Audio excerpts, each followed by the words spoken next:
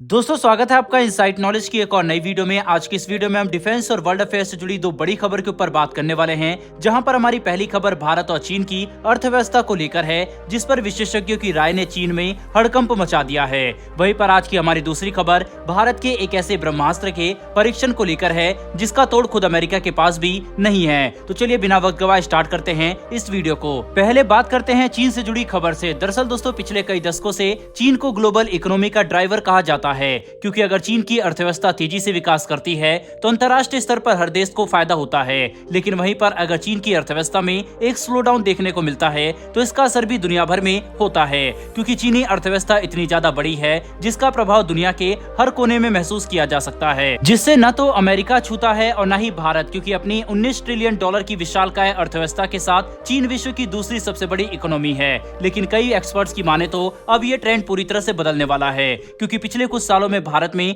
जिस तरह का इंडस्ट्रियल और सोशल इकोनॉमिक ग्रोथ देखने को मिली, इसने वर्ल्ड बैंक और दूसरे फाइनेंशियल इंस्टीट्यूशन को भी हैरान कर दिया। भारत की आबादी अपने आप में ही एक काफी विशाल है, जो कई मायनों में चीन को भी पीछे छोड़ चुकी है। ऐसे में अब इस बात के कयास लगाए जा रहे हैं कि कुछ ही समय में भारत चीन को पीछा छोड़ता हुआ ग्लोबल इकोनॉमी का ड्राइवर बन जाएगा। यानी आसान भाषा में समझे तो ग्लोबल इकोनॉमी कितनी स्थिर होगी और कितनी तेजी से विकास करेगी, ये भारत की अर्थव्यवस्था पर निर्भर होगा। अगर एक्सपर्ट्स की नई राय को माने तो दुनिया भर में कई विशेषज्ञ अब ये मान रहे हैं कि आने वाले कुछ ही समय में भारत अपनी आबादी की वजह से एनर्जी डिमांड के मामले में चीन को काफी पीछे छोड़ देगा। बता दें कि आज भारत में प्रतिदिन 5 मिलियन बैरल क्रूड ऑयल इस्तेमाल होता है, जबकि यही आंकड़ा चीन में 16 मिलियन बैरल का है। मतलब चीन में हर रोज भारत से 3 गुना ज्यादा क्रूड ऑयल इस्तेमाल होता है। पर जिस तरह से भारत की आबादी तेजी से बढ़ रही है, इस आंकड़े को बदलने में अब ज्यादा समय नहीं लगेगा, जो एक नए आर्थिक सुपर पावर भारत के उदय की शुरुआत होगी, क्योंकि इससे भारत का इंफ्रास्ट्रक्चर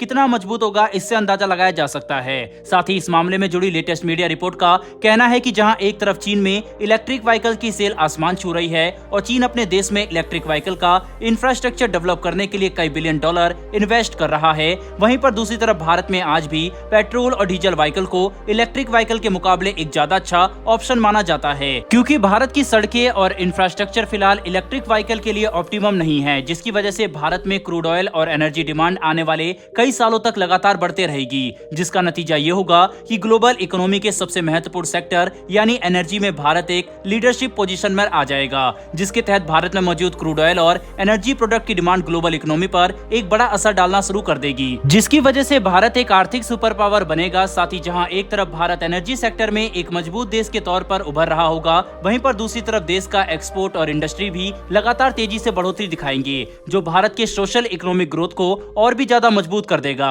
जिससे हमारी इकोनॉमी एक्सपोर्ट ओरिएंटेड बन सकेगी। हालांकि अभी भी इस बात में इंकार नहीं किया जा सकता कि भारत और चीन की अर्थव्यवस्था में 6 गुना का अंतर है, जो इतनी आसानी से संतुलित नहीं किया जा सकता। लेकिन जिस तरह से भारत की जनसंख्या तेजी से बढ़ रही है और हमारे देश में कंजप्शन भी उतनी तेजी से बढ़ेगा, जिसकी वजह से एनर्जी डिमांड भी बढ़ेगी। यानी अगर इन एक्सपर्ट्स के ओपिनियन को समझने की कोशिश की जाए तो इस बात में कोई भी शक नहीं है कि आने वाले 5 से 10 सालों में क्रूड ऑयल और दूसरे एनर्जी प्रोडक्ट की डिमांड में भारत एक लीडिंग मार्केट होगा, जो हमारी अर्थव्यवस्था को मजबूत करने में काफी महत्वपूर्ण भूमिका निभाएगी। बहरहाल बढ़ते हमारी दूसरी खबर की तरफ, तो दोस्तों ये खबर ब्रह्मोस एरोस्पेस की तरफ से निकलकर सामने आ रही है, जिसके तहत ब्रह्मोस एरोस्पेस के सीईओ अतुल दिनकरा राणे ने अब इस बात का खुलासा कर दिया है कि भारत ब्रह्मोस मिसाइल के एक हल्के नेक्स्ट जनरेशन वर्जन पर काम कर रहा है, जिसका परीक्षण साल 2024 के अंत तक किया जाएगा। बता दें कि इस खबर ने चीन और पाकिस्तान में पैनिक का माहौल बना दिया है, क्योंकि अभी सिर्फ लैंड और शिप बेस्ड ब्रह्मोस मिसाइल के खौफ से ही ये देश भारत के